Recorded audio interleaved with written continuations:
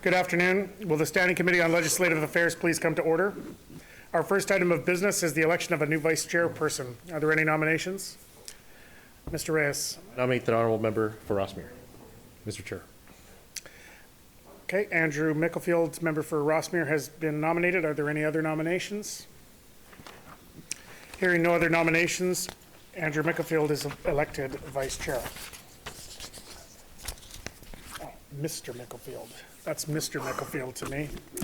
All right, this meeting has been called to consider the following reports. Annual report of the Manitoba Advocate for Children and Youth for the fiscal year ending March 31st, 2018, and the annual report of the Manitoba Advocate for Children and Youth for the fiscal year ending March 31st, 2019, including the summary of the 2018-2019 Child Death Review roll-up. Are there any suggestions from the committee as to how long we should sit this afternoon?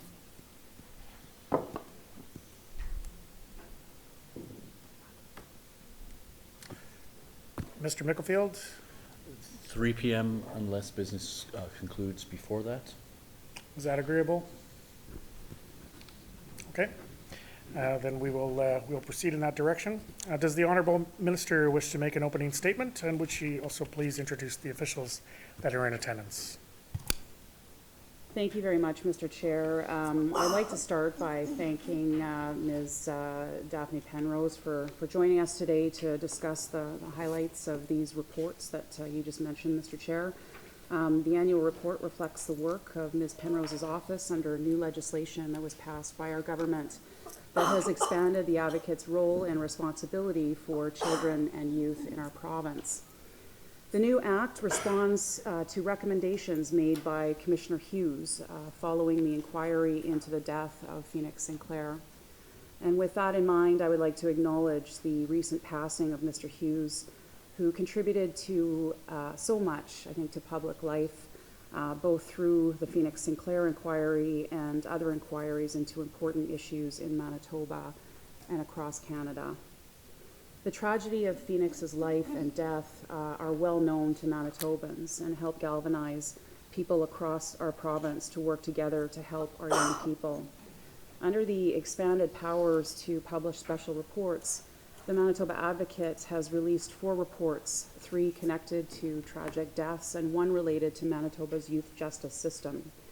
The reports made complex and multi-system recommendations to multiple departments within government. Our government takes the findings and recommendations of these reports very seriously. An interdepartmental committee is working together to review the findings and to develop and coordinate actions that address the recommendations with a whole of government perspective and approach. This interdepartmental committee reports twice a year on progress achieved to date on the recommendations. This approach ensures that complex and multifaceted recommendations receive the attention and action that is required. Our government is committed to transparency and openness in this process, which is why we continue to make our responses to the advocate's recommendations public through proactive disclosure. One of the advocate's primary recommendations throughout multiple reports is to strengthen mental health and addiction support for young people. Since October 2019, our government has announced 14 initiatives totaling more than $25 million to support stronger mental health and addiction services for Manitobans. Initiatives range from universal prevention supports to approaches that are targeted to those needing direct mental health and addictions services. We are also deeply concerned about the sexual exploitation of children and youth in Manitoba.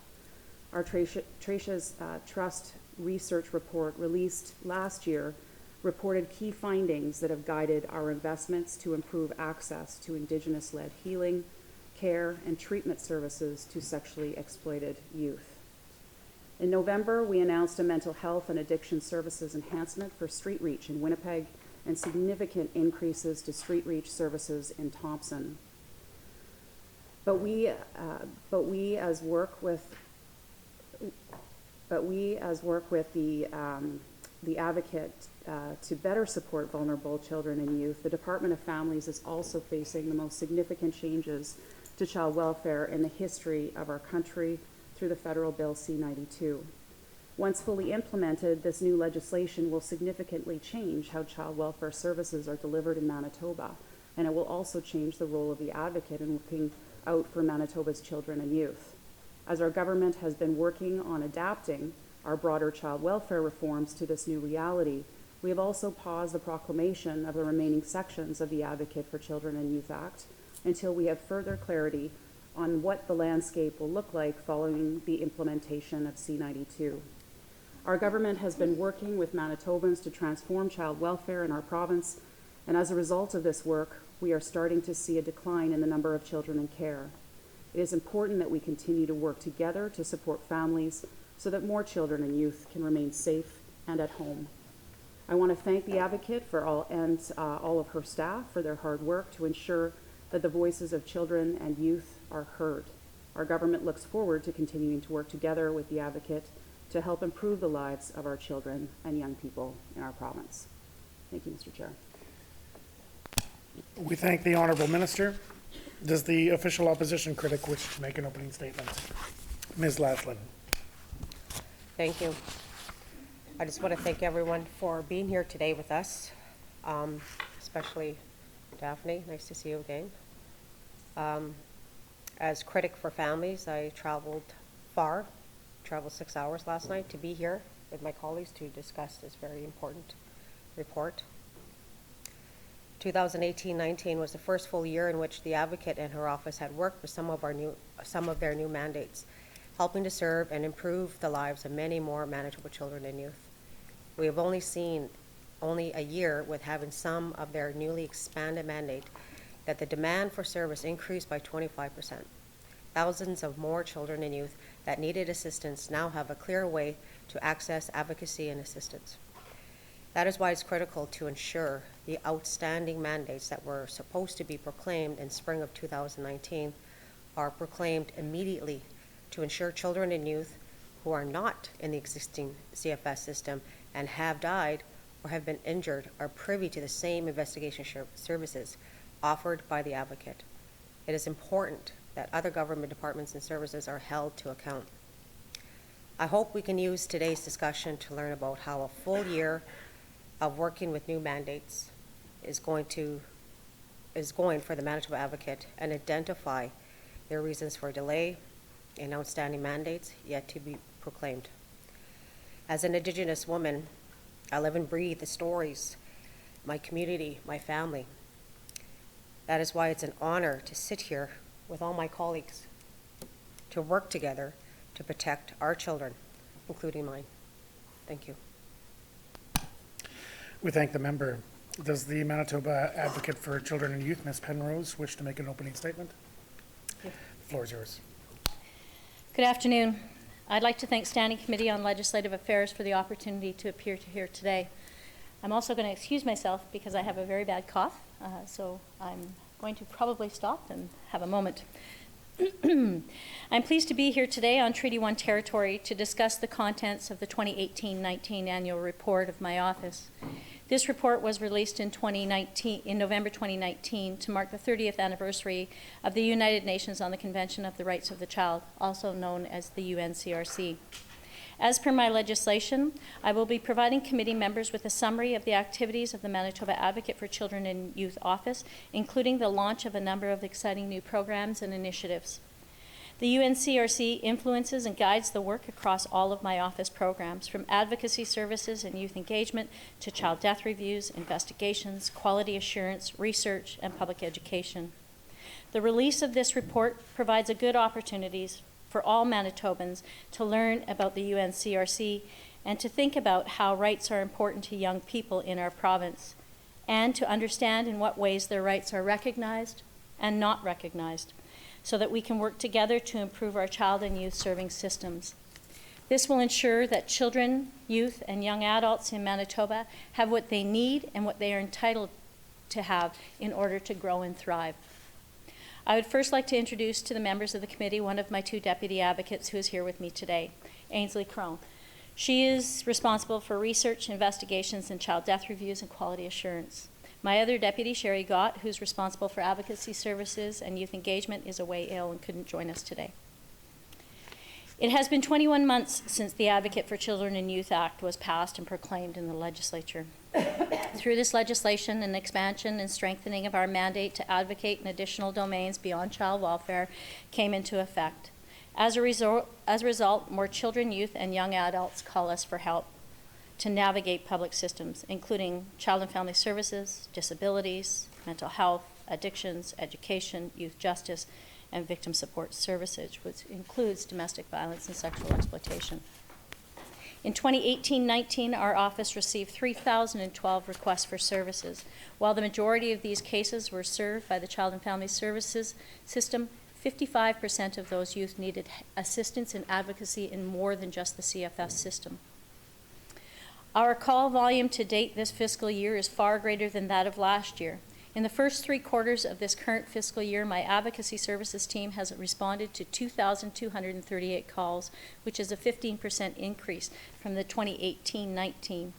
Advocacy officers have already seen a 25% increase in the ongoing complex cases that are referred to advocacy officers compared to this time last year. I believe our numbers would continue to see large increases if it were not for the fact that this last month we have experienced our 5th flood, and once again I've had to shut my main office on Portage Avenue and move everyone to a temporary location on Osborne. As a result, our phone lines were down for several days and our office staff had to be relocated. My staff are managing the best they can in responding to children, but floods have made it difficult and harder because the population of young people and families we serve requires us to be accessible and predictable for kids. Location matters. As the year progresses and as my staff and I continue to do outreach to enhance public awareness of our expanded mandate, it is foreseeable that our call volume and number of cases opened by the office will grow even more. This is true even with the possibility of the changing of the provincial child welfare system, as the federal government has brought in its federal act respecting First Nations, Métis, and Inuit child welfare. Overall, the majority of the children and youth and young adults we have been supporting are facing co-occurring challenges across multiple provincial service systems. As mentioned, our annual report reveals that last year, 55% of these children and youth and young adults required advocacy in more than one service area, and 15% were dealing with needs in more than 5 service areas. Overall, 53% of the young people we serve were impacted by the mental health and addictions services. 31% were impacted by disability services. 29% were impacted by victim support services, including domestic violence and sexual exploitation. 20% were impacted by youth justice system, and 18% were impacted by education system. This includes young people who are struggling with acute life-threatening addictions to methamphetamine. For example, I want to tell you about Hannah. Hannah's a 17-year-old girl and she's a daily methamphetamine user. Her mother had died by suicide when she was a young girl. She has been missing frequently over the last 6 months and is sexually exploited. Hannah hasn't attended school for a significant period of time. Her situation has not improved. There has been an increase in violence in her life. Advocacy officers at my office have worked with systems and caregivers to attempt to secure effective addictions treatment both in and out of province. Hannah has faced a number of unnecessary barriers to access treatment and detox. Hannah's story is not unique. Many of the children and youth struggling with addictions and mental health issues in Manitoba have experienced trauma and are involved in multiple systems, including health, justice, education, and child welfare. We have seen cases where youth are receiving treatment out of province or out of country at times for mental health because existing facilities in our province are insufficiently resourced or are full. It is understandable why families perceive that there is no safe place for youth with complex need to receive the intensive treatment they need. We hear this from Manitobans and we understand why they believe this. The reality is that there are a handful of beds available, but often services are not well coordinated or systems are insufficient in using those services. There are long wait lists. There are prohibitive rules to enter programs, and overall, systems are not child-centered. This is a message we heard loudly from Tina Fontaine, and Manitobans will continue to see this in the 2 public reports I'll be releasing before the end of this current fiscal year. One report is an investigation into the suicide death of a boy who experienced extreme bullying and who lived with profound mental illness. The second report is an aggregated investigation into 22 girls who died by suicide and whose story clearly illustrates the gaps in the current continuum of mental health and addiction services in our province. This last year, I released 4 special reports, as mentioned, all of which address mental health and addiction issues, and I made specific recommendations to improve services for young people in Manitoba. I also collaborated with children's advocates from across the country to publish a national paper on youth suicide, which made recommendations to the Government of Canada. I'm encouraged that the government has begun in the last few months to publicly roll out investments in child and youth mental health. Given the staggering needs in Manitoba, comprehensive investment into the lives of children will benefit us all now and as we move forward. These recent investments align with what we are seeing in our work with children. It is what many system experts in our province have long been calling for, and recent investments are responding in a positive way to additional recommendations in the Virgo report. And yet, so much work still needs to be done. In 2018-19, Macy staff traveled outside of Winnipeg 193 times to provide case-related support, visit facilities, engage youth, conduct community outreach, provide presentations, attend conferences and training. During that year, our office delivered 55 public education presentations to service providers and youth-serving organizations, and attended 75 events to extend our network and reach out to children and youth in various communities throughout the province. My office has also been ramping up for the imminent proclamation of the final 2 phases of the legislation. Phase 2 is the expanded child death reviews, and Phase 3 is the central tracking of serious injury. I want to also take a moment to acknowledge the death this weekend of the Honourable Ted Hughes, who presided over the Phoenix Sinclair inquiry. As many of you will know, the recommendations he made in his final report from the inquiry called for the mandate of my office to be expanded to include all services that receive public funding and which deliver services to children. He was a true public servant, always seeking fairness and justice for all people, and he was instrumental in the work my office is empowered to do today. It is important to understand that the Advocate for Children and Youth Act does not go as far as what he called for in the Phoenix Sinclair inquiry, but it is a good first step. The problem is that sections of my act have been held back and not proclaimed. Because Phase 2 remains pending, currently investigations after the death of children are only triggered as being in scope for review of my office if the child or their family were connected in some way to the CFS system in the 12 months before the death of the child. Once the criterion is met, we can and do review all designated services that were provided to the child and their family. But the only way that death comes into scope is through CFS. What remains outstanding is the broadening of that scope to include deaths where the mental health, addictions, and justice systems had involvement with the child and their family, but didn't have involvement with CFS.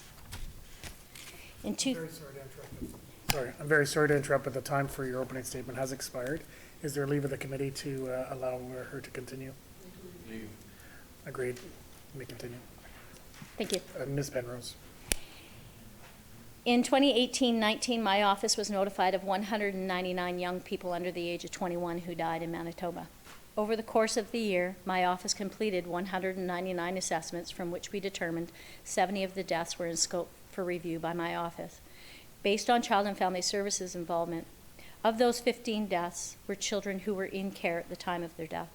My office has completed 57 child death reviews, which we detailed in a companion document which I released on the same day as my annual report.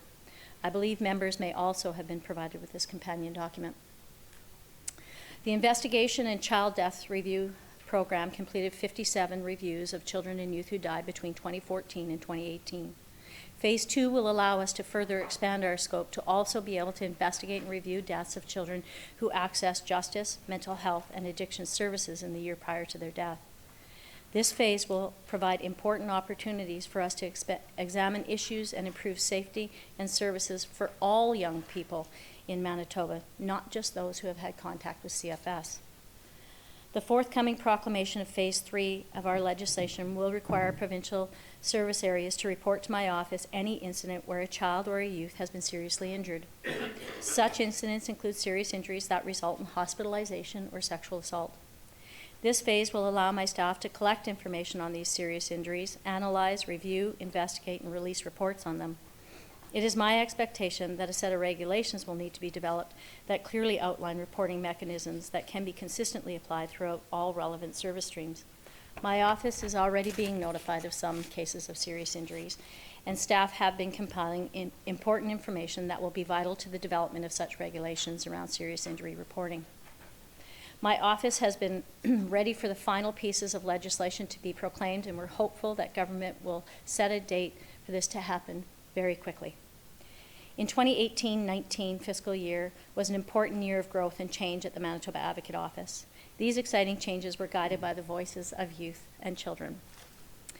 One significant change was the addition and the development of 2 new programs. Firstly, we launched our youth engagement program, in which youth engagement coordinators worked with and on behalf of young people excuse me, across the province to address their concerns based on their experiences with provincial services to ensure that these public systems are responding to their needs. Through this program, which oversees our Youth Ambassador Advisory Squads, also known as YAS, that they gave themselves that name, an active team of approximately 12 youth and young adults from communities across the province consult and advise us on our work. To complement and bolster much of the existing work of the office, we also have established a child-centered research hub to conduct evidence-based systemic reports. For example, in 2018-19, our research team completed a special report on the use of segregation and pepper spray in Manitoba's youth custody facilities. This report focused on the designated service of youth justice, titled Learning from Nelson Mandela, a report on the use of solitary confinement and pepper spray in Manitoba youth custody facilities. It found that segregation was used 1,455 times in the course of 1 year, and solitary confinement, which is segregation lasting longer than 24 hours, was used 498 times. Since the report came out, we are starting to see movement in a positive direction. Pepper spray use has dropped dramatically, and my office is being notified when pepper spray is being used in the facility. Additionally, we are being provided with regular updates on the uses of segregation, and my team is actively analyzing those numbers. One area that we've seen important improvement is in the drop of prolonged solitary confinement, which is when solitary confinement lasts 24 hours a day and greater than 15 days at a time. This coming year, the Research Hub will release a public education special report about safe sleep-related infant deaths in Manitoba and unsafe sleep risk factors. The death of a child is one of the most profound losses that parents, families, and children and communities can experience. Our data indicates that Manitoba loses on average 17 infants each year where sleep-related risks are identified as having possibly contributed to their death. Further concerning is that these numbers appear to be increasing. Indeed, last year, 26 Manitoba infants where unsafe sleep may have been a factor. The goals of this project are to explore caregiver understanding of safe sleep, educate the public about the issues, and ultimately make recommendation to improve infant safety in our province. In addition to these 2 new programs, this past year we launched the office's new website and opened the Thompson office, an office we share with the Manitoba Ombudsman. This allows us to serve our province's youngest citizens and to ensure that families who live in the north have equitable access to our services. Recognizing that many of the designated services provide supports to high percentage of First Nations, Métis, and Inuit people, Macy highly values the expertise and lived experience of Indigenous peoples, and endeavors to meaningfully engage in and involve Indigenous communities in all activities of our office. Moreover, in addition to the UNCRC, my team refers to and works to reflect the United Nations Declaration on the Rights of Indigenous People and implements the calls to action and calls to justice listed in the Truth and Reconciliation Commission and National Inquiry into Missing and Murdered Indigenous Women and Girls reports, respectively. In this spirit, last year, we established an Elders Council who advises my deputies and me in our work with children, youth, and families, as well as our outputs of our office. We have hired a knowledge keeper as a member of our staff to support all 3 offices and the children who are served. We have developed a reconciliation framework across the office. Of particular note last year was a public release of our four special reports. 3 of these reports were based on child death investigations of Circling Star, Angel, and Tina Fontaine. And the 4th was a report about segregation in Pepper Spray I mentioned previously. There were 23 formal recommendations that emerged from these special reports, in which I issued to the Manitoba government. This was done in accordance with my legislative responsibility to make recommendations to improve child serving systems. I was pleased that the government established a deputy minister's table and a working group which comes together to take action on the recommendations from my office. Members of these groups have continued to state their commitment to an all-of-government approach. This holds good for the promise of our abilities to work collaboratively and in the very best interest of young people in our province. My team and I have had a number of opportunities to meet with these tables, and overall, I am encouraged about the potential that this type of framework can have for possible action for children.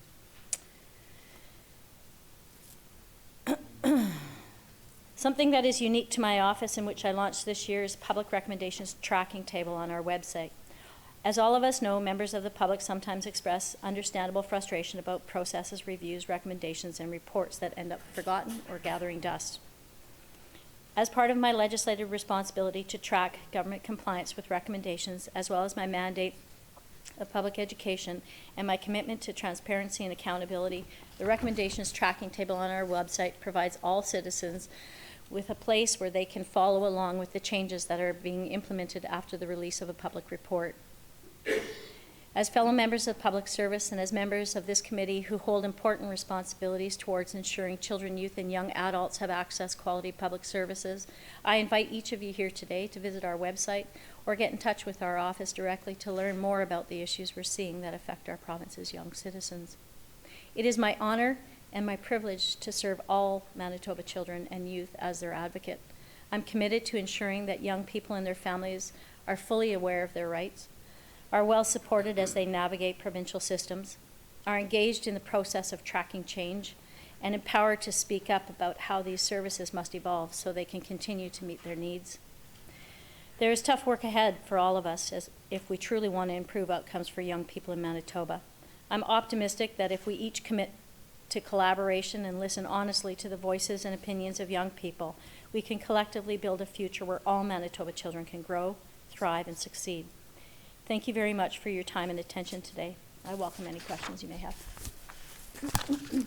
Thank you, Ms. Penrose, for your extensive opening comments. The floor is now open for questions. Ms. Laughlin.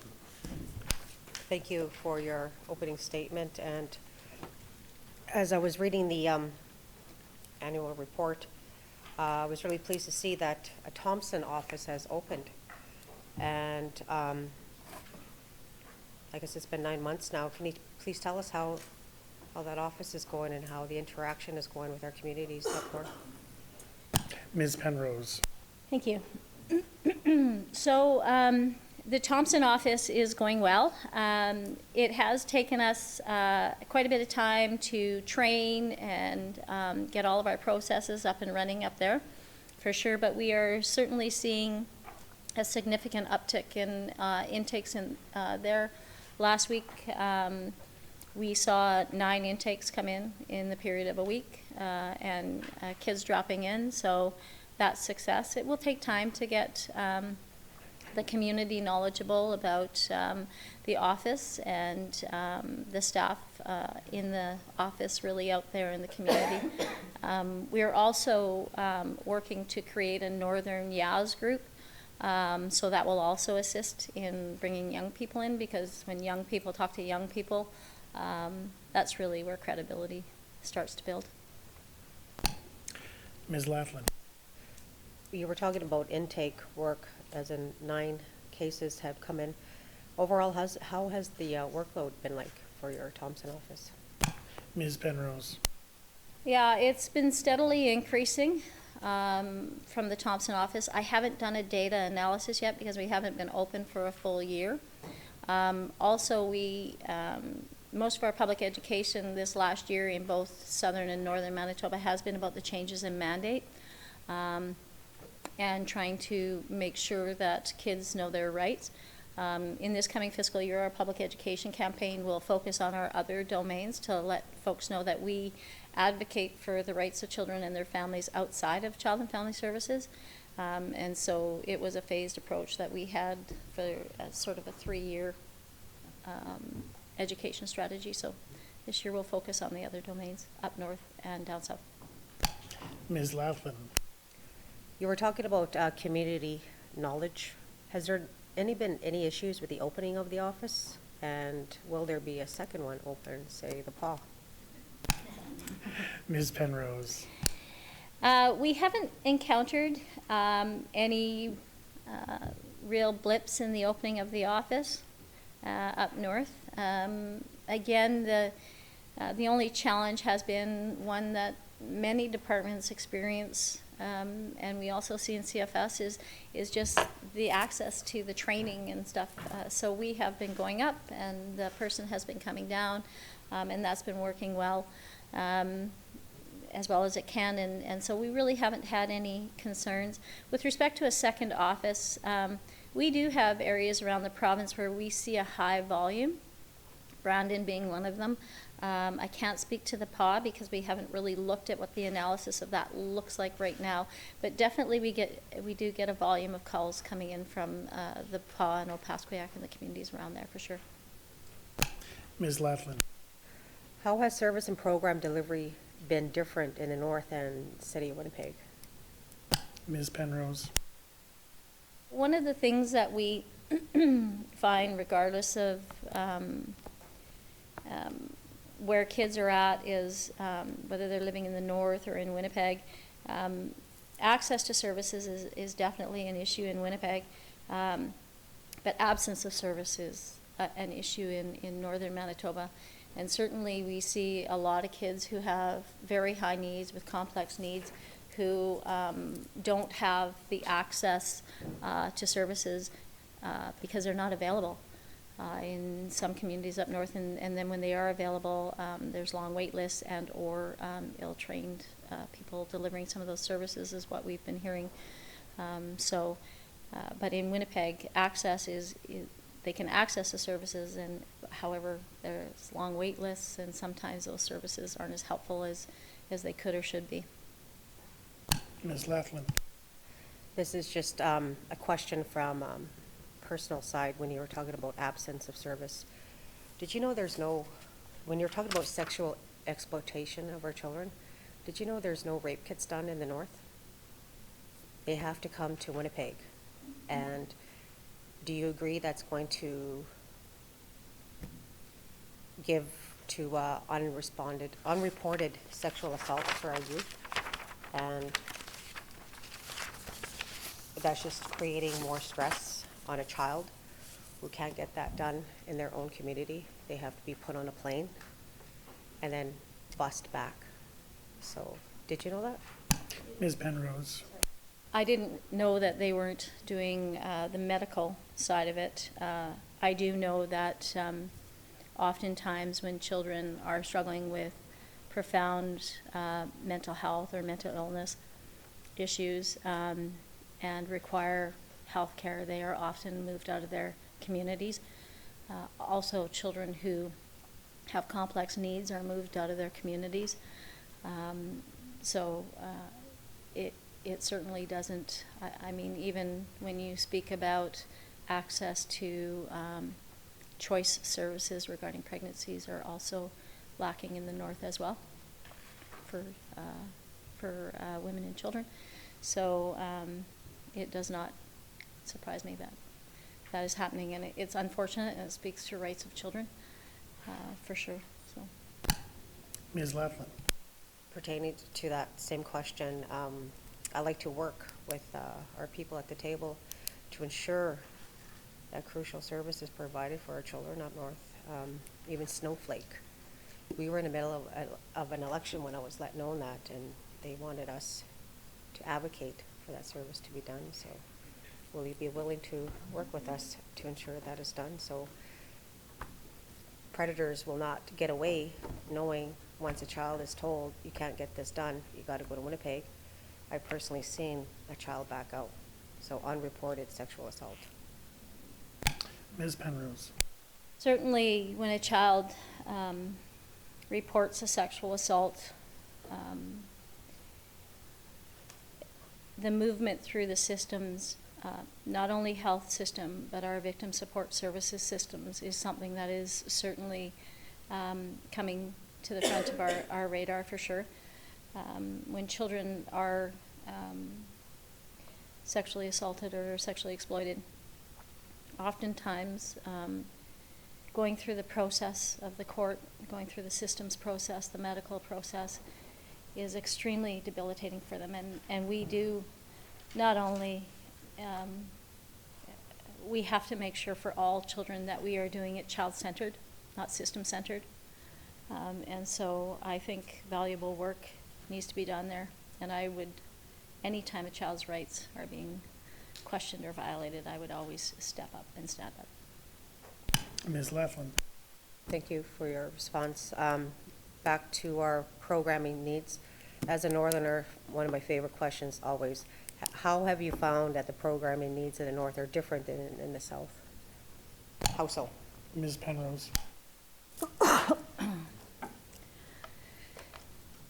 So the programming needs in the north with respect to child and family services are unique in that one of the things that we've always found is training is very difficult. There's a high turnover of staff, and maintaining skilled, capable staff to deliver services within CFS is very difficult. And so that continues to be an ongoing challenge. Oftentimes it's cheaper to, or the ability to fly people down to the south as opposed to to go to Thompson from the PAW, for example. It's easier and more readily available to bring people all the way down to Winnipeg for training than it is to just go across. And so that is some of the challenges that we see. And as I said before, just the absence of some services in the north for kids, and the absence of placements for kids in the north is also something that is also a difference. We do have placement issues here as well that meet the needs of kids, but certainly in the north, and having to remove children from their communities is a concern for sure. Ms. Laughlin. In regards to our new mandate, the number of requests for advocacy services significantly increased following your new mandate. Have you increased the number of staff to adequately respond to the increased demand? Ms. Penrose. Geez.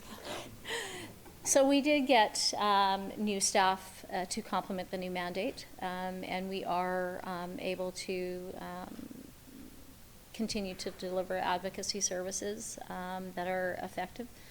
Certainly, we feel that we have what we need. When the data starts telling us something different, I will begin to talk loudly about that. But as of right now, I think we have the resources we need. We have seen a considerable uptake in multi-domain service requests. Before, we could only advocate in the area of CFS. So most people who come to us actually come to us thinking that we can only deal with the CFS issues. And then when we start talking, their issues are actually not only about CFS, or not at all about CFS, but actually trying to access the other systems that they need to access in order to thrive. So we have seen a significant uptake in sort of multiple domain or highly complex cases. Ms. Laughlin. You've indicated that you have increased your number of staff. Is it enough? Is it going to be another CFS organization over workload? Ms. Penrose. So, we're monitoring the amount of work and the number of staff that we have. Certainly, there's a number of areas that we can look at, and we're really concentrating on the ones that seem to be thematic and present in our advocacy cases and in our child death reviews. Certainly with the change in legislation that's coming, we're getting, and the change in funding, we're getting a lot of calls to the office about those changes. And in times of change, people will tend to reach out because they are uncertain about what's happening, and trying to navigate those systems is going to be difficult for people. So always making sure that we are present and opening our doors and not only advocating formally but informally for people when they're calling about things that are outside of our mandate, making sure we're doing everything that we can for those kids who phone so that we're never saying, hey, this is not in our mandate, we can't help you. We are always helping, no matter who's phoning. Ms. Laughlin. How many cases did you receive in 2018, 2019 that were still out of scope with your mandate? Ms. Penrose. So I can't speak to exactly how many we had that were still out of scope, because we are really trying to not consider anything out of scope. We're trying to help families, but we still certainly do get a lot of calls around custody access issues when children are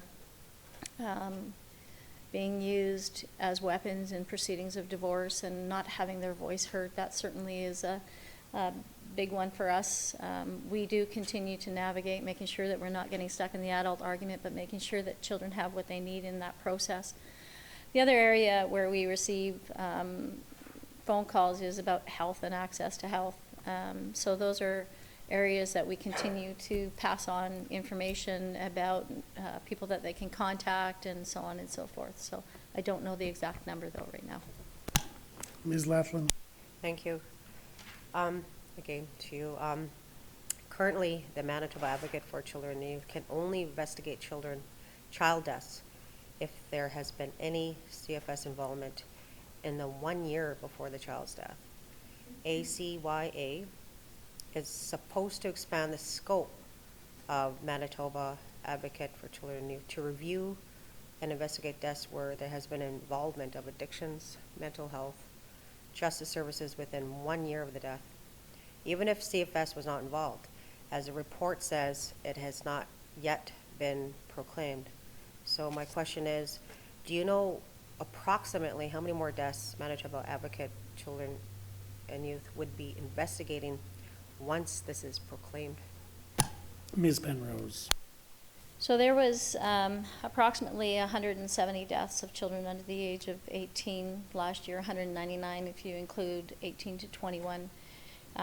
If those remaining pieces of the legislation were actually identified, we had anticipated, I think it was about 30%, I'm not 100% sure on those stats, but the important piece is that not only children from CFS who have had involvement with CFS deserve the right to a voice, and we have had parents call whose children have not been in touch with CFS who have asked why not their family, why not their child, why don't they get a voice? And it is very difficult to say, it's coming, but it won't include their child. This piece of legislation outside of CFS, the ability for families who have been trying to access mental health but no contact with CFS, that has nothing to do with Bill C-92. These are other families in our province. And when injuries happen, serious injuries happen, when kids are receiving mental health services or addiction services or justice services, those children and those trends and those themes, they need to be monitored to find out how can we do it better? How can we prevent these types of injuries from happening? So these remaining two pieces of the legislation really are outside of the pending changes that we're seeing inside child welfare. And even if changes do come in the future, we can't compromise the children of now and give their families no voice and give those children no voice. We have to recognize the situations that they've gone through and make sure that we see the changes that could come and the lessons that we could learn from them. We did have the opportunity to glance into one child, the report I was talking about, the investigation into the extreme bullying and mental illness.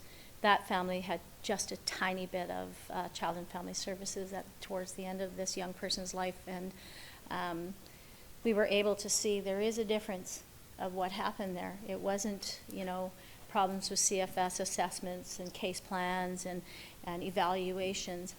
You know, and so what we saw in that family was very different than we see in families and children who are involved in CFS, and that's why it's important. That's why it's important to see the rest of the families and acknowledge their right to a voice as well. Ms. Laughlin. Thank you. In terms of proclamation, have you been given a timeline as to when this will be proclaimed? Ms. Penrose. Darn it. I have not been given a date, sorry. Ms. Laughlin. Thank you. How much do you anticipate your caseload to increase once your office has the ability to investigate serious injuries of children who have been in contact with the mental health, addictions, and justice systems? Ms. Penrose. So, with respect to the increase in workload, for BC and Alberta, this serious injuries is the largest piece of work that they do in their offices. And based on our child serving population, we expect our numbers to be even higher than that which they see in BC, because our child support systems serve more children than they do out there. And BC serviced about 1,200 serious injuries last year. So we anticipate our serious injuries to be quite a bit more significant than that. Ms. Laughlin. Again, what implications does the delay in proclamation of both these new mandates have on our children and youth in Manitoba? Ms. Penrose. I think the delay is twofold. The delay for the families is very difficult. Why them and not me is very difficult for parents. The other side of it is being able to understand some of the gaps that have contributed to a child's death, and to be able to make recommendations about that in a way that is based on data and file information and experience of the experts involved and the families involved, and then to be able to make meaningful recommendations at the end of that process is important. The purpose of the reviews is to identify gaps in programs and services that contribute to a child's death. And if we can identify that, then we have the capacity to make some changes. So I think it's really important. Ms. Laughlin. Thank you. Again, for you, has the Department of Families adequately explained what the delay is? Ms. Penrose. What I have been advised is, because of the changes with respect to Bill C-92, very much what we heard here today, they are not proclaiming it immediately. Ms. Laughlin. Thank you.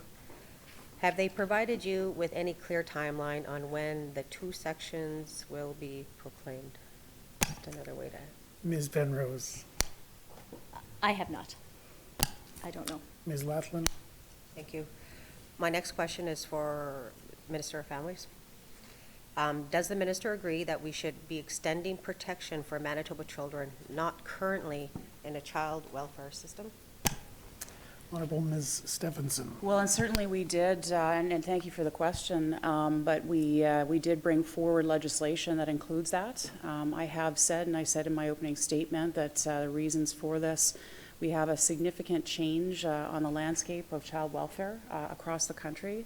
It's arguably the largest change to child welfare in the history of our country, and until we can see what that landscape looks like, in order to transition to the new landscape, we're concerned. I'm very concerned because of the lack of planning that has taken place with respect to the federal government. I'm very concerned about children falling through the cracks, and so I want to ensure that we're focusing our efforts on that for right now. But we have committed to ensuring that down the road those areas of the Act will be proclaimed. But we need to get through C-92 and where that's at right now. Ms. Laughlin. In regards to Bill C-92, could the minister explain why she feels Bill C-92 will impact the unproclaimed new mandates of the advocate? The Honorable Minister. Well, I think it's what my concern is that the number of kids within the CFS system who because there is no plan in place for those children, my concern is that there will be more children that will fall through the cracks within the CFS system itself. So that's under the area of the Act which is proclaimed, and that's under the purview of the Children's Advocate. And so we want to ensure that we're focusing on those kids. Again, this is something that's entirely out of our control. It is something that is being brought in by the federal government, and I'm concerned about those kids. Ms. Laughlin. Thank you. Does the minister agree that the purpose of the new mandates are to provide greater oversight into public services and departments other than CFS, and to allow the investigation of child deaths other than those that occur through CFS? The Honourable Minister. Thank you, Mr. Chair. And I've already stated, if we didn't believe that that's where we should go, we wouldn't have brought in legislation that that will, once proclaimed, allow the Children's Advocate to be able to investigate those areas. And certainly, we know there was many years prior to us coming into government where there was the opportunity after the Phoenix Sinclair report, of which this was part of that report. There were many years where that didn't take place under the previous government, and we did, upon coming into government within our first term, we did bring in that legislation. And so we want to ensure that we can expand that scope when the time is right and appropriate. For right now, with this change in the landscape of under C-92, we need to see what that is going to look like before we start moving forward and making those expansions to other areas. We need to ensure the safety of those kids. Ms. Laughlin. I know you and I have talked briefly about Bill C-92. Can you share any new information of how this is going to be rolled out, since it's been out there since January 1st? The Honourable Minister. Really good question, and in fact, I have reached out to the federal minister, both the previous one and the new one, asking for what the plan is for the rollout, and I haven't received anything. We had a meeting with our federal or our provincial counterparts across the country. Everyone has similar concerns as we do with respect to this, and with the absence of a plan is where we're very concerned that kids will fall through the cracks. And so I have brought this to the attention of the federal minister. We were to meet this weekend. Unfortunately, he had to cancel that meeting, and I'm hoping that at some point we can get together as a federal, provincial, territorial meeting with the federal government. We will be calling on them for that as well, and we have, in fact, as from across the provinces, we will be asking for that meeting. I think it's absolutely critical. It should have happened before, and we were asking for those meetings before the legislation was proclaimed on January 1st of this year. In the absence of a plan, we just have no idea what we're going to be facing here. Ms. Laughlin. Thank you. I agree with you. That should have been worked out prior to January 1st, especially when we're dealing with our most vulnerable citizens. In regards to, again, Bill C-92, I understand that there will likely be jurisdictional issues arising from C-92, but the remaining two mandates to be enacted primarily deal with children who are not in the CFS system. So are there any other concerns from the minister and her department that have led to the delay in the proclamation? The Honourable Minister. Yeah, no, I think, what has come in the interim here is C-92, and we're focusing on seeing what that looks like in terms of what the role of the advocate is moving forward. I have actually asked the federal minister where he sees the role of the Children's Advocate moving forward, whether or not they're looking to have a national Children's Advocate, and we haven't received any information back on that, so maybe they're expecting that our provincial Children's Advocate is going to be taking on those roles and responsibilities. I don't know, because again, I've been asking those questions, and frankly, there's more questions than we're receiving answers. Ms. Laughlin. In regards to a question I had earlier in regards to informing you about rape kits not being provided for our children up north and rural Manitoba, can you elaborate as to why, reproductive health is not provided, and is there, say, abortions, is that going to be provided for our people in northern Manitoba. Ms. Penrose. So this is one of the possibly out-of-scope areas for the office around health issues for young people and women in northern Manitoba, and certainly it is of concern to us. We did, prior to the proclamation of the ACYA in March of 18, we certainly did do a review that spoke a little bit about reproductive access and access for children and some of the complexities that are present there. But certainly it's a difficult area for us because it is out of scope with respect to healthcare. But certainly something worth visiting as we continue to look forward and talk about the impacts of sexual abuse and sexual exploitation on our vulnerable children and their access to proper mental health care as they proceed through those very traumatic Sorry, incidents. I don't mean to interrupt, but Hansard apparently has gone down, so we're just gonna get a quick recess until we can get that figured out, because we want to make sure everything's on the record. Thank you. We'll just recess for a few minutes. 5. Call it 5. Good, I've been holding in a cough for See you at 2:05.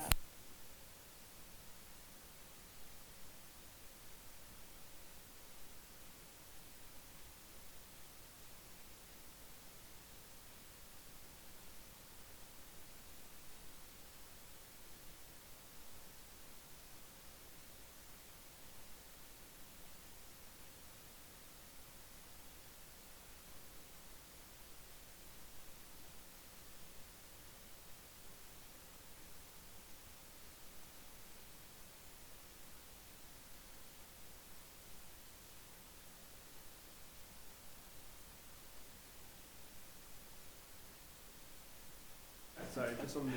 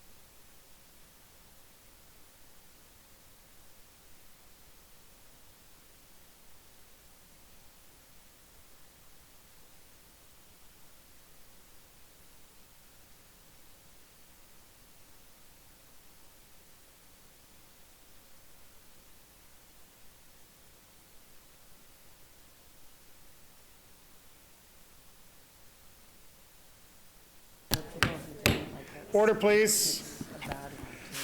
I would like to inform the committee that under our Rule 85 subsection 2, the following membership substitution has been made for this committee effectively immediately.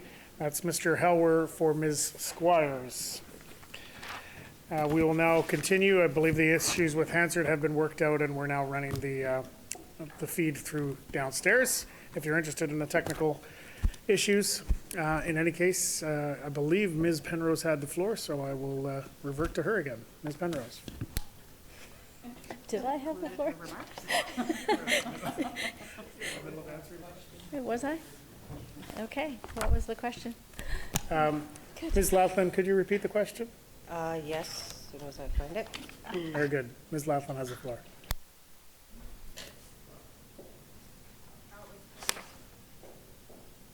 Okay.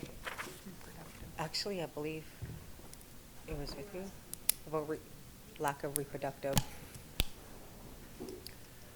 Oh, and then you were saying a different health scope. Yeah, okay. Does that ring a bell? Ms. Laughlin, can you perhaps restate the question for the record? Okay, I'll do it more. Could you elaborate on the issues surrounding the lack of services regarding pregnancies and reproductive services that you just referenced? Ms. Penrose. So I can't speak specifically in an evidentiary-based way about the lack of reproductive and pregnancy services, because I haven't done that research. But certainly what we see in northern Manitoba with respect to northern kids is a lack of access to healthcare services such as mental health and treatment for other issues. And we also see some concerns around disabilities where kids are being transported south because of lack of access to proper services. So, but I can't speak in an evidentiary way about lack of services. We do have some capacities around research, and our my responsibility to ensure that the rights of children are upheld, and certainly we have done research that is out of scope of the office to speak to the rights of children under the UNCRC, and certainly access to health care. Should trends and patterns come to our attention, we do that. Specifically in the Safe Sleep study, we aren't just looking at children who have, or infants who have passed away with safe sleep risk factors that fall in scope, but we're also looking out of scope with respect to our capacity to do research as part of our responsibility under our mandate. And so that is certainly some of the capacities that we have looked at out of scope, trends and patterns, and learn from those pieces. Ms. Laughlin. Again to you, Daphne, in regards to mental health, an issue that I hold very dear to my heart, something I've been immersed in for the past few years with my young daughters. Of the 199 deaths, 10% were suicide. In the cases you review, you specifically reference that children struggling with mental health issues had a difficult time accessing services to help them, both because they weren't enough resources available or it was too difficult to navigate. Do you feel that the mental health investments announced by the government will address the issues you have identified? Ms. Penrose.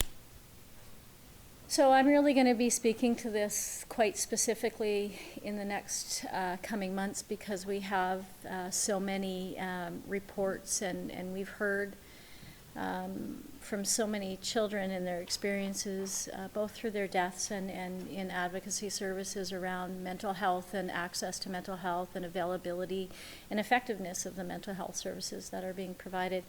Certainly, I think that the announcements that have been made are definitely moving in the right direction. But I think, there's a long way to go, and we have a significant concern with mental health and readily available access to services that are needed when kids need them. We have a system that needs to pivot from system serving to child serving, and that's going to take some time. And it needs to be really focused on how do we change our services to meet kids' needs and their evolving needs. Ms. Laughlin. One more question for you with mental health, and it goes to both to you and the minister. As a mother who's been medevaced out 5 times with my 2 teenagers for self-harm, both to Winnipeg and Brandon, once in the back of a RCMP truck cruiser going 135 from the Paw to Winnipeg. I've never made it to Winnipeg in 5 hours before. Do you feel, and as an advocate for our children, to work with the government to really truly start to have psychiatric services and real assessments happen in northern Manitoba? Because when we're medevaced out with a sleepy teenager who's severely depressed, when the assessment happens at 9:30 in the morning when the psychiatrist finally comes, it's only 10 minutes. And you're talking to a groggy teenager who just has yes or no answers. And in terms of meeting us halfway, it was hard for me to leave my child in Winnipeg while I had to return home to the Paw while she stayed here in the mental health unit here at the Children's Hospital. So my concern is, and speaking on behalf of many families in northern Manitoba struggling with children with mental health, I really need to see some real action to have these services in northern Manitoba, Thompson, the Paw, where they can get properly assessed at home, near home, because taking away the child from the community to come here, it's only adding on, and we're not moving forward to address the child's mental health. So, as a parent, would you, and an advocate, work with the government to ensure that at least some psychiatric assessments are done for our children at home?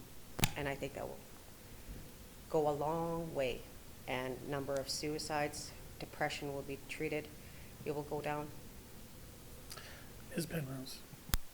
So thank you for that question. It's an incredibly valuable question. So this last year we have looked at now total 26 investigations. 3 are internal, and the remainder are going to be made public. The services that are provided to children in the mental health system absolutely require something very different than what we have right now, for sure. Part of what we're seeing is the upstream resources need to be invested so children get some of the regulatory coping skills that they need to help regulate themselves in situations, learn different ways of coping and strategies to do so, and there have been some investments that have been made in that upstream, and certainly more needs to be made. We do have some really good feedback from folks about what some of those options are. And the ability to do assessments up north and as close to possible as where the kids are at is really important. The ability to have more access points when kids are not in that crisis is incredibly important. It's interesting because even in the move 5 blocks from my office from 346 Portage Avenue over here to 270, we have 4 to 8 walk-ins a day at 346. We've been over there for a month and we haven't had a kid walk in our door yet. And so it is all about where you're located. We have parents walk in, but not kids. It is all about where you're located for kids and the ability to have access to those interventions that may not be that critical point, but certainly the assessments, the treatment opportunities, and they have to be child-focused, not system-focused, so that we have this program or this program or this program that the child fits into, but what does the child need? And how do we help children navigate those services when they get back home? And how do we make sure that families have the ability to follow up and know what the resources are? And to transition from assessment to meaningful interventions is the part that we really need to figure out. How do we get better at that?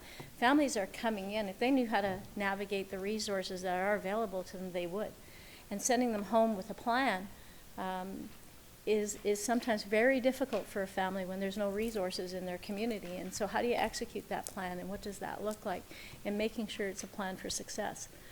And then what we see is the one access point to critical care is down here in Winnipeg, and it's one access point, but it's also the access point to other situations when kids aren't at the critical point but nearing and parents are very concerned.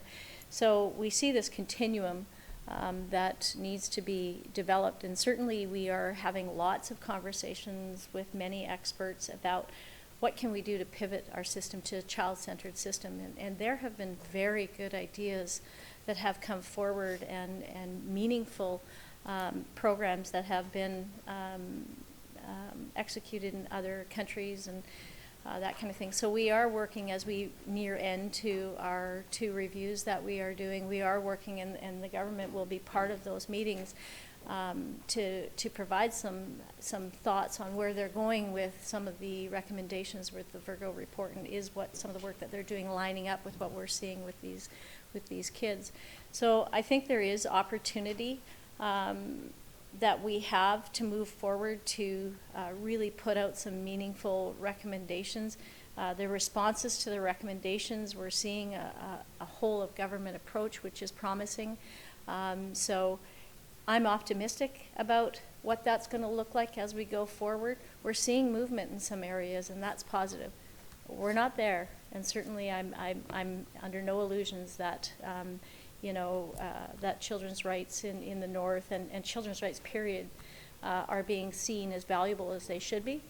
But we're starting to definitely go in the right direction, and I'm optimistic about some of what this review can bring, because we've involved a lot of experts with their thoughts included in it. So.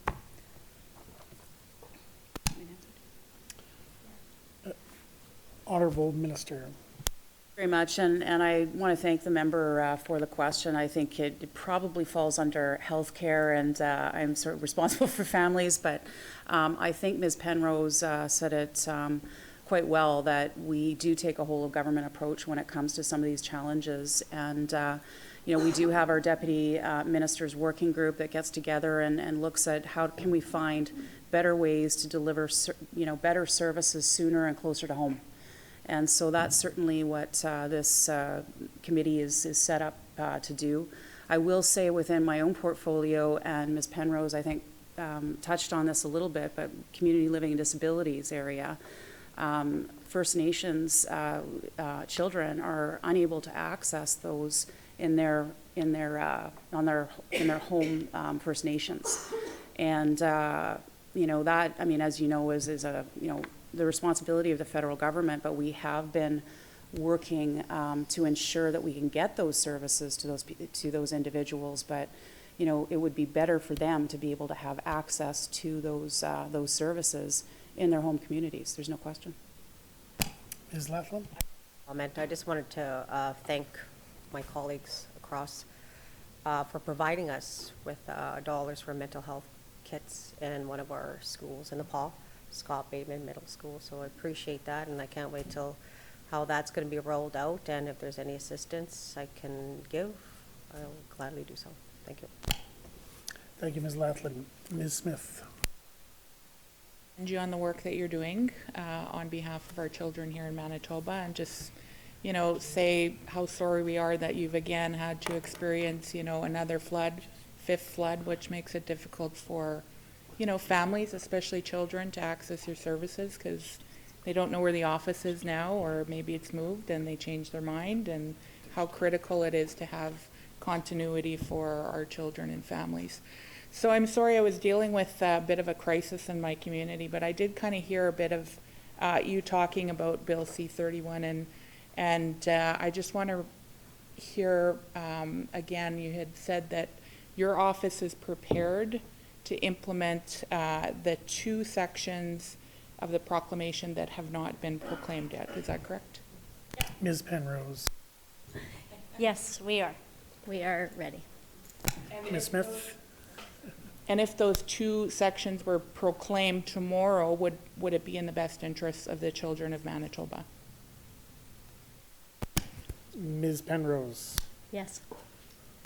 Mrs. Smith?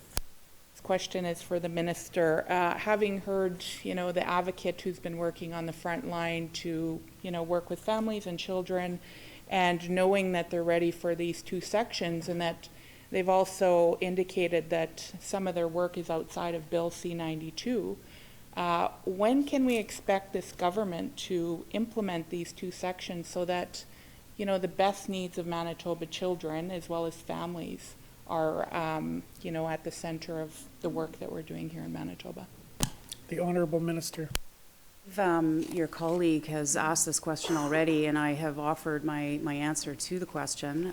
We continue to be very concerned about what the changing landscape is in the CFS system nationally, and we're concerned about what that is going to look like in terms of a workload within as we change and transition and further devolve the system out to communities.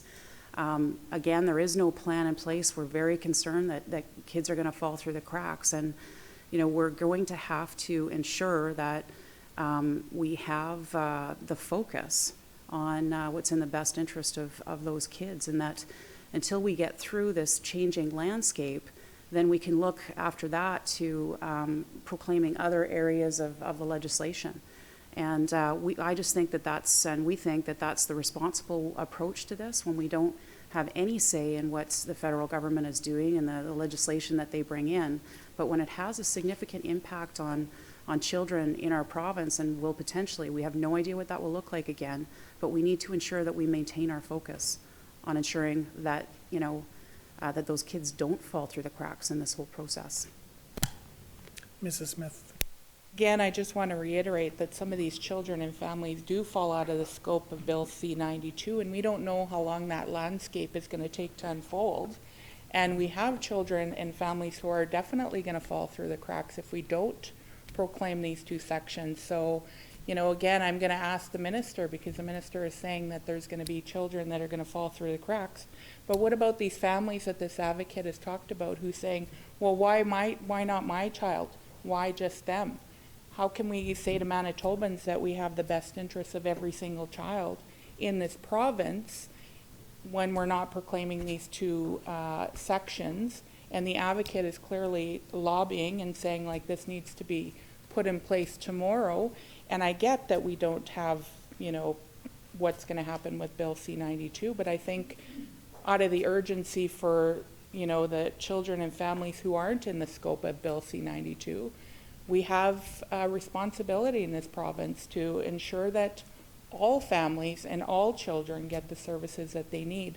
And these two sections are going to open that up so other families can be included in that.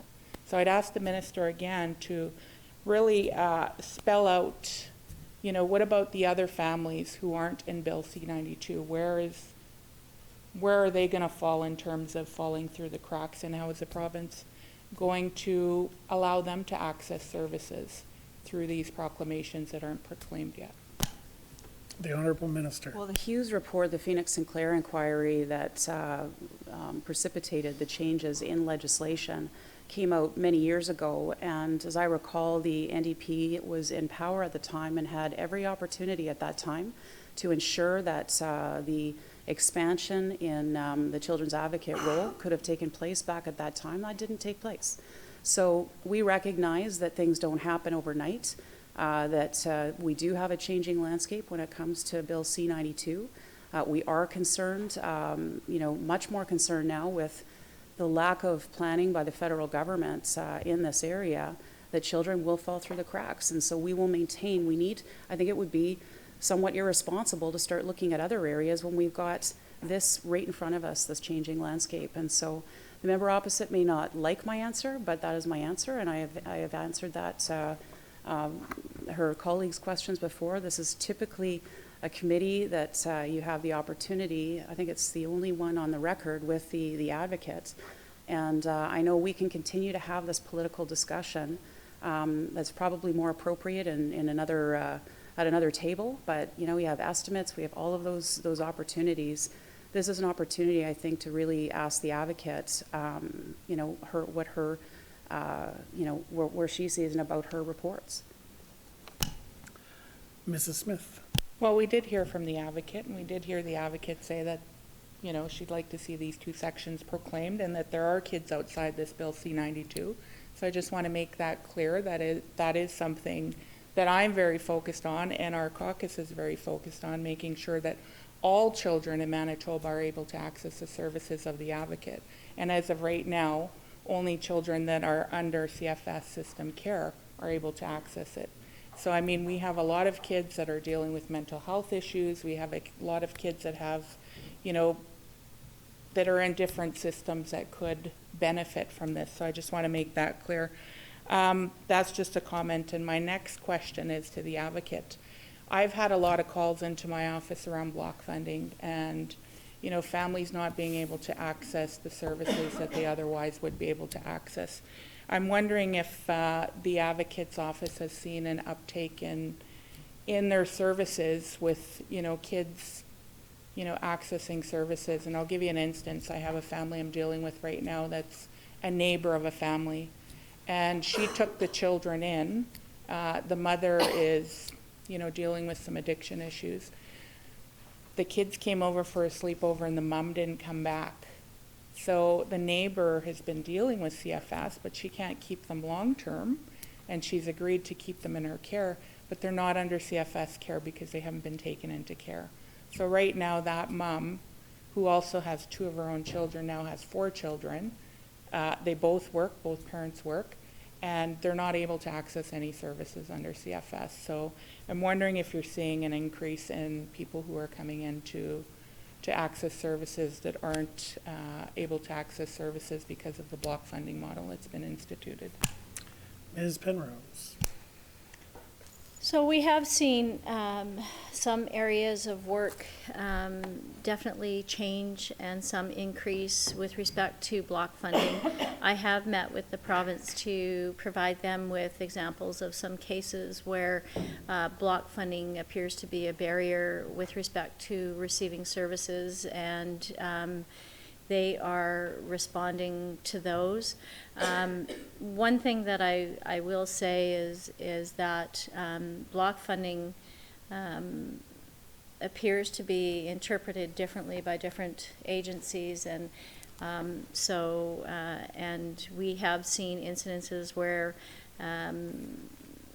big changes are being made in agency, and again, anytime there's a change in agency and services are being cut in one area because they're focused on another area, that initiates concern for people who are undergoing that change, for sure.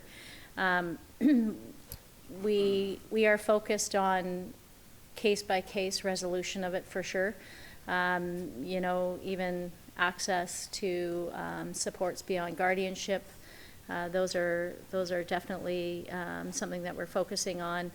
Supports for foster families is also something that we continue to advocate for.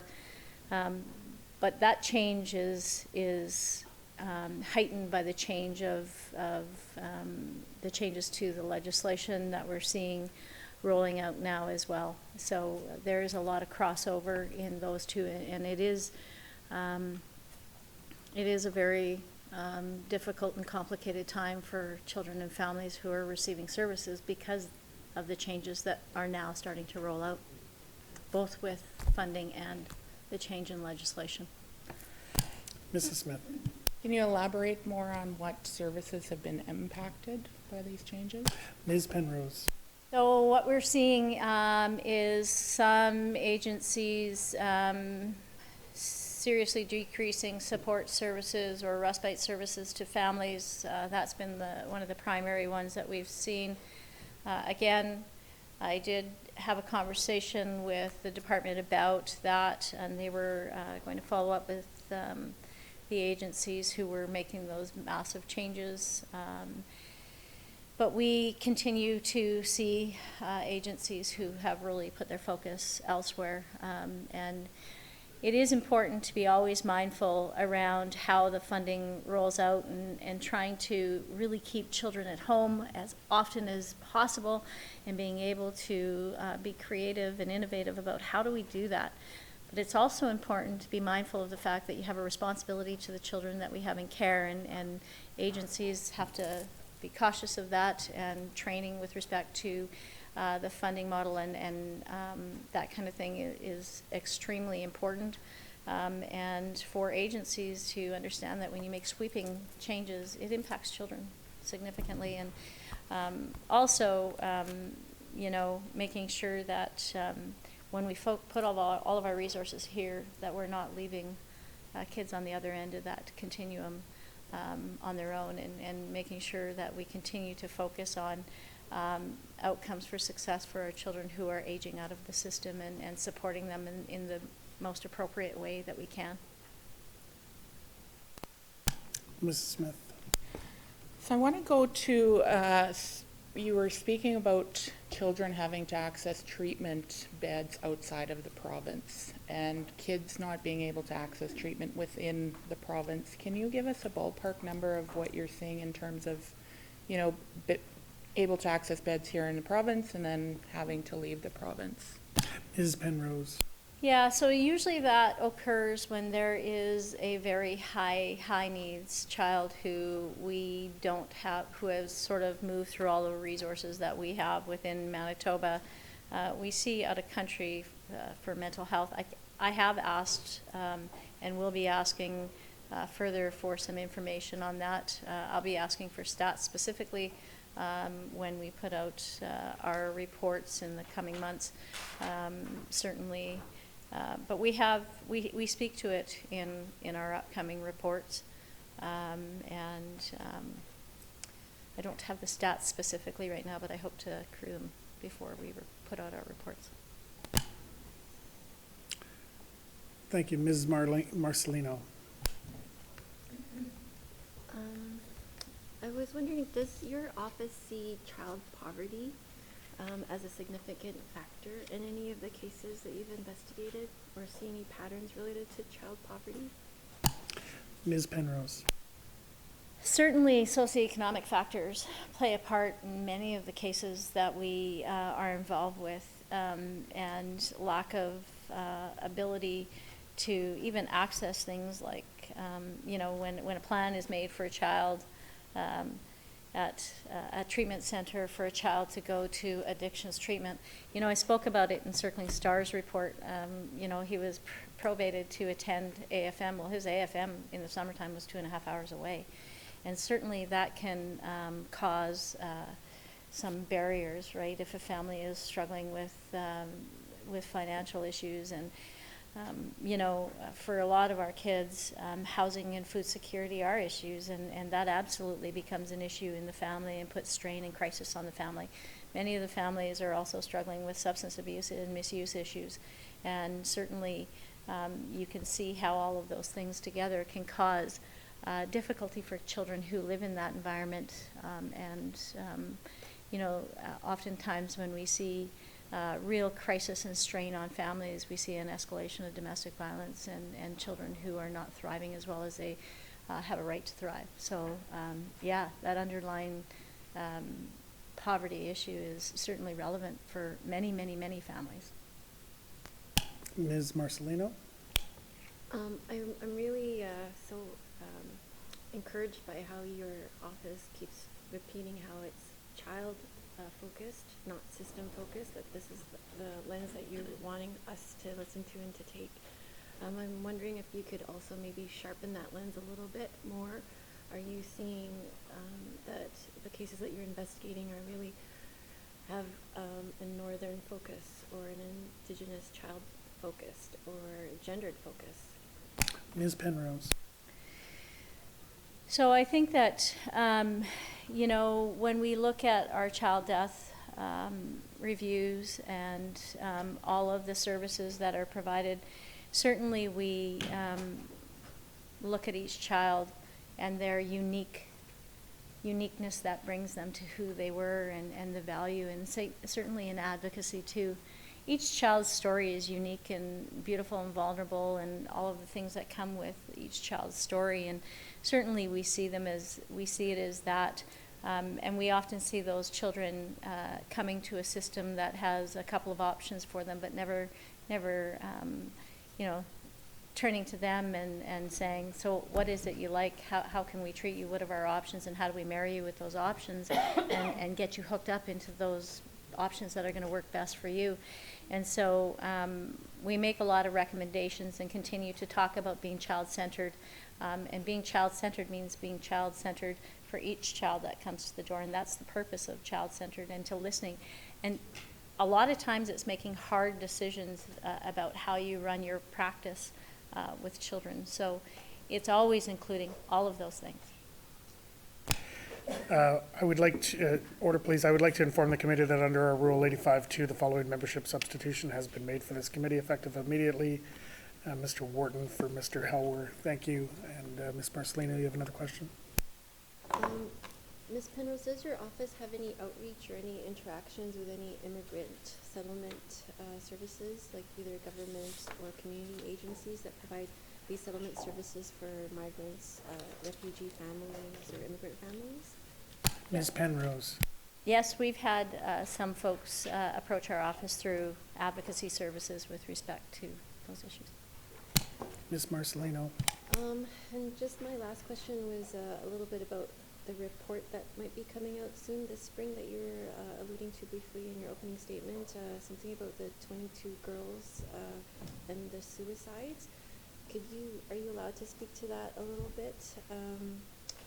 Specifically, our northern Indigenous girls committing suicide and young women committing suicide at very alarming rates. Is that what your finding is? Ms. Penrose. So when we look at the 22 females who ended their life through suicide, we definitely have seen some patterns and trends that I will speak about in the report. The report includes children and youth from 11 to 17, and across the province and across all 4 authorities and CFS agencies. Again, what's missing from that report is the rest of Manitoba children who have also, the rest of the female population who have also passed away that didn't fall in mandate. They are outside of this. While we'll make recommendations to a system where we're analyzing CFS involvement as the primary thing that causes them to come to our attention, needs and indicators could be very different for other kids who are ending their life in North and South with respect to mental health issues. Mr. Lamont. Thank you very much, and thank you for your work.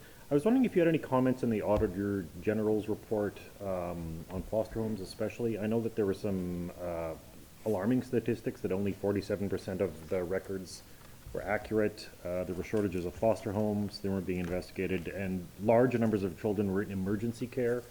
So I just don't know if you had any comments on that, or if it had reflected, or if you'd seen any impact from what he found in your work. Ms. Penrose. So I did have an opportunity to look at the report that was created by the Auditor General, and what I would say is, from somebody who worked in the system, who spent a lot of years providing services and being a CEO at an agency, certainly those issues are not new issues. They are issues that continue to be of concern, especially for parents whose children are going into the system. EPR has been reviewed by the Advocate previously, my predecessor, and certainly recommendations were made in that report as well. For sure there is definitely concerns with respect to that. What I think is really important is where are we going move forward and with the new legislation, and how do we improve services for children and make sure that they have access to the resources available. There is not a new skilled group of people that are going to emerge out of this unless they're trained and really the resources are developed. And really, when you create a new system, you create a system in a way where you responsibly make the changes and you bring the children to them. You never bring the children and tweak the system and make it work. You fix the system and you bring the children to it. Mr. Lamont. Do you know I know that there have been some changes in overall, overall number of children in care, but do you know if we're still apprehending children at a rate of about a newborn a day? Is that still happening? Ms. Penrose. I actually can't speak to that in a data-informed way. What I have come to understand anecdotally is that apprehensions of newborns is not as high as it was, but I cannot speak to that in an evidentiary data-based way. Mr. Lamont. And again, you spoke about the shortages of services. You were talking about mental health. Are there any addictions? What are the services that are falling short that requires people to be sent out? What is it that we don't have here right now that's requiring children in care to be sent to other provinces or out of the country? Ms. Penrose. So one of the things that we are really struggling with here is the longer-term addictions treatment for kids who are struggling with serious addiction issues. The access point to detox is the Youth Crisis Stabilization Unit, and certainly, that's a very small number of kids that can go there. There is, how entry happens there is still something that definitely could use some continuous improvement in those areas. But after kids leave there, then what? How do you triage them into something different? Because perpetrators, offenders, drug dealers, they're all waiting for those kids to get out, and how do we protect them from that? And so it's a continuum of service, and I continue to call about that continuum of service. If you have a heavy back end, but you don't have anything in the front, you require more back end services. If you have a front end but nothing in the back end, then you're going to end up with an overpopulated front end service. So you can't get away with not providing the whole robust package. Mr. Lamont. You don't have any details about the numbers, just because I actually was contacted by somebody in another part of Canada who said that a CFS, a ward of CFS had arrived at their facility with 2 workers, so that they're not, I guess they don't just send kids on their own either, so that we're talking about some quite substantial costs that are involved in sending people for treatment elsewhere. Ms. Penrose. I would assume that, and yeah, I've never heard of kids being transported out of province or in province on their own. Certainly, if we do hear that kind of thing, we're pretty quick to advocate that somebody attend with them. By way of monetary costs, I haven't got those. What I do know is it is difficult to send your child to someplace, whether it's Winnipeg or whether it's Utah or Saskatchewan or wherever kids are being sent. It's difficult for them to be away from their family, and it's difficult for them to transition back. But at the end of the day, if the treatment they need is elsewhere, then they have to go elsewhere, and so that's the issue we need to figure out, is why is that happening? Mr. Lamont. I know you've discussed sexually exploited youth at length. I'm just wondering what more could we be doing to help secure the safety of sexually exploited youth? There's a broad range of things. It's not an easy issue because, as you said, there are people out there waiting who are predators essentially. What could we be doing better as a government? Whether at any level, what could we be doing better to protect young people?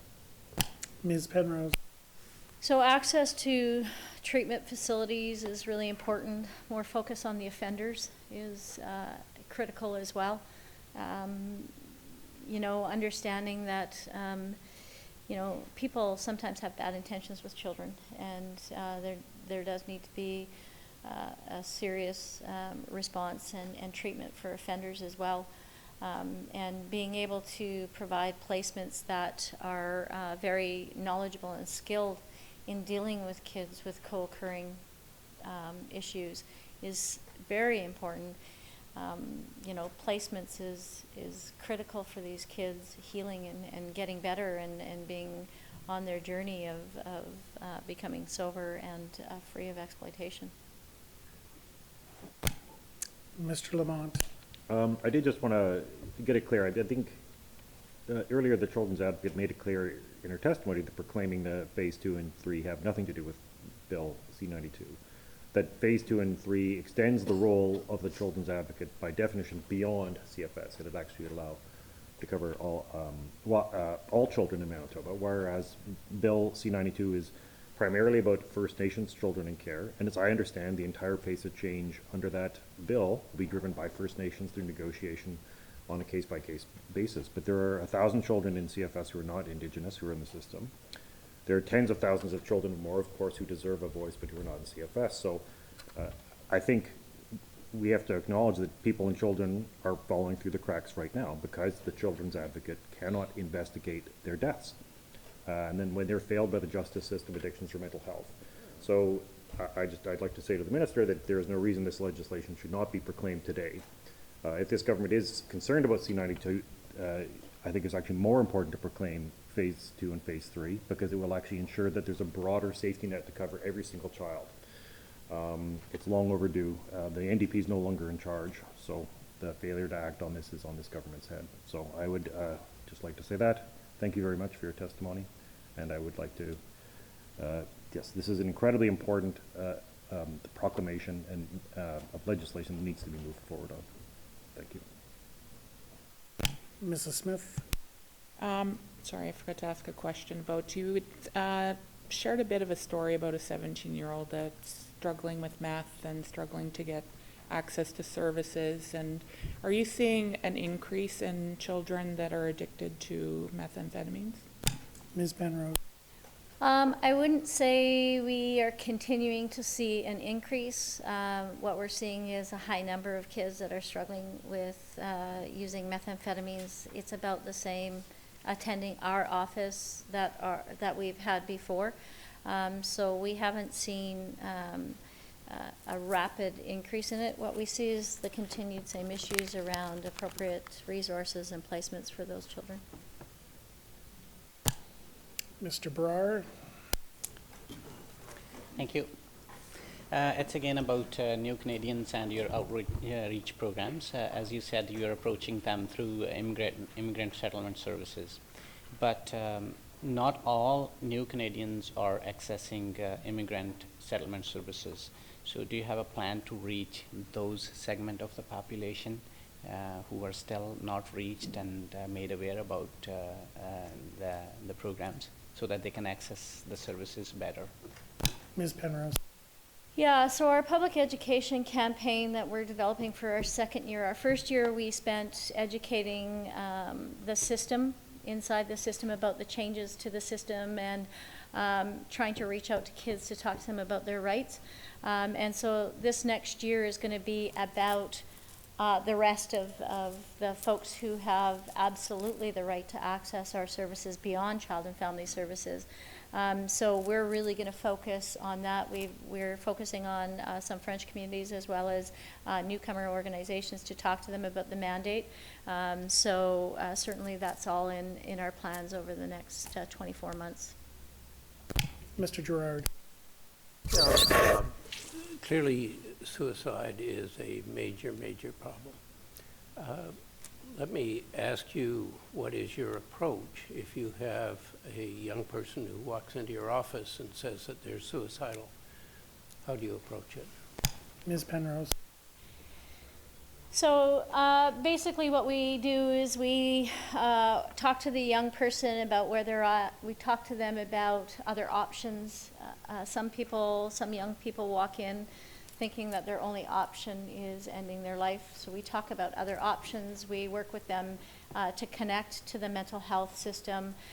Sometimes we do exactly what other CFS workers do and support workers. Sometimes we have to take them to the hospital and call their workers to come down and sit with them while they wait for a psychiatrist to come and assess them.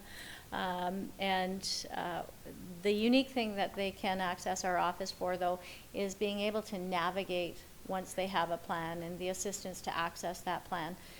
So we have done those things with kids and families who come back to us and say, we need help navigating, we don't understand this plan, we don't know how to access these services. We will continue to work with them to make sure that they get what they need.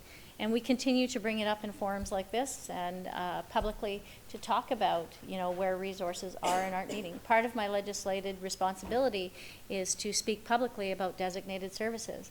And so certainly, I put out a statement of concern last year about public health, mental health services and addiction services, and continue to be concerned. And certainly suicide has been on the top of our radar this last year, and you'll see those reports coming out about what we learned. Mr. Gerard? Yeah, what do you do if that same child says, or young adult, because you're up to 20, says, I've been to A, B, C, D, E, F, G, H, I, J, right? And nobody's helping. I've been to the emergency room and they've turned me away. I have at the hospital there's an order not to admit me because the doctors don't think it's helpful. What do you do with a child like that? Ms. Penrose? Well, that is not a unique question, unfortunately. It's a unique question, but it's not a unique circumstance to our office. We do see that. And typically what we do is we will call a systems meeting to talk about what are the options, what are the other options. Unfortunately, sometimes what happens is there are none, and the kids have to go on wait lists, and we continue to ask, and we continue to go back to systems saying, okay, now what? Okay, now what? We need to refocus the system from saying these kids are resistant to treatment to reevaluating what they're doing. When patients come to a hospital with cancer and their treatment isn't working, they reevaluate and offer a different treatment. When kids come with mental health issues, they need to start reevaluating and looking at alternative treatments. And that is part of what we're seeing is we need to start pivoting to how do we serve a child. If what we have isn't working, how do we pivot towards what is working? And there are lots of ideas, but it's going to require some change in how services are being delivered. Thank you. We have very little time left. Shall I put the questions to the committee if that's acceptable? Okay, hearing no further questions, shall the annual report of the Manitoba Advocate for Children and Youth for the fiscal year ending March 31st, 2018 pass? The report is accordingly passed. Shall the annual report of the Manitoba Advocate for Children and Youth for the fiscal year ending March 31st, 2019, including the summary of the 2018-2019 Child Death Review roll-up, pass? This report is accordingly passed. I want to thank all the members for their cooperation this afternoon, and thank the advocate for being here and answering the questions of the minister also. Thank you very much. The hour being 3 p.m., what is the will of the committee? Committee rise.